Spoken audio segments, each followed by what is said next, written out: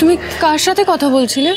মিত্তির বাবু রে মা, আমার বহুদিনের আলাপ, অনেক বড় ব্যবসায়ী। ওকে ওই টাকার কথাটা বললাম, দেখা করতে বললেন, দেখি যদি কোনো সুরাহা হয়। ভোলানাথ, তুমি সব ঠিক করে দিও, বাবাকে খালি হাতে ফিরিয়ে দিও না ভোলানাথ। ওরে মা, একটা ব্যবস্থা তো হচ্ছে, তুই এবার অফিস যা, তো যা। তাহলে তোর আর ওই স্যার চিটকেটে বুড়ো, সে তো রাগ করবে। যা যা যা, অফিস যা, অফিস যা।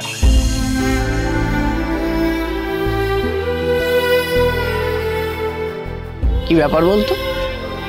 অন্যদিন তো তাড়াহুড়োর চোটে তোর একবারে নাবিশ্বাস উঠে যাবার জোগাড়, আজকে যাচ্ছিস না? বড় অফিস যাবি না নাকি? কি করব এখন আমি? বাবাকে কি উত্তর দেব? কি করে বলবো যে আমার চাকরিটা আর নেই?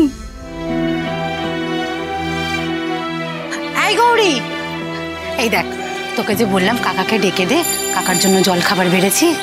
হ্যাঁ যাচ্ছি মা, যাচ্ছি। হ্যাঁ কাকা। কি রে, মুখে অমন কুলুপেটে দাঁড়িয়েছিলি কেন বলতো? আমি তো দেখে ছুটে এলাম। কি করব কুসুমদি, আমি কিছুতেই বাবাকে বলতে পারলাম না যে আমার চাকরিটা আর নেই।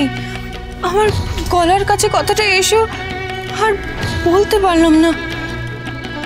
অত চিন্তা করিস না, আমি দেখছি কি করা যায়।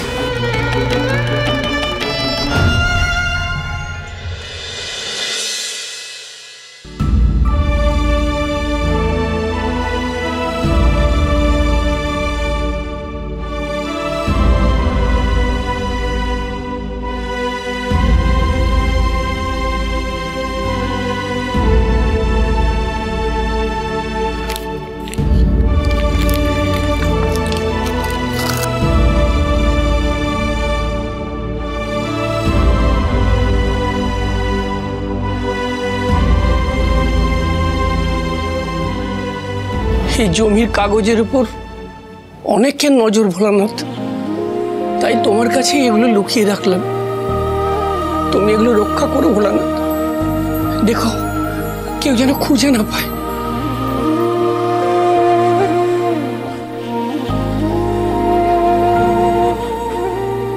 কুহেলি, মাধব কাকা ওর কোনো চেনা বিজনেসম্যানের সঙ্গে দেখা করতে যাচ্ছে 2 লাখ টাকা জোগাড় করার জন্য। এইবারে যদি টাকাটা মাধব কাকা পেয়ে যায়, তাহলে আবার আমাদের সব প্ল্যান মাটি হয়ে যাবে। অনেক কাঠ খড় পুড়িয়ে এই প্ল্যানটা আমি করেছি, কিছুতেই ভেস্তে দিতে দেব না। শোনো, যা করার খুব শিগগিরই করো, বুঝতে পেরেছো? ওই আশ্রমের জমিটা আমার চাই, যেভাবেই হোক। এই বিলাসটা একটা অপদার্থ, কিচ্ছু হবে না ওর দ্বারা।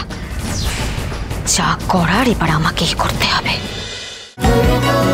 হরগৌরী পাইস হোটেল, সোম থেকে রবি প্রতিদিন রাত 10টায় স্টার জলসায় ও ডিজনি প্লাস হটস্টারে।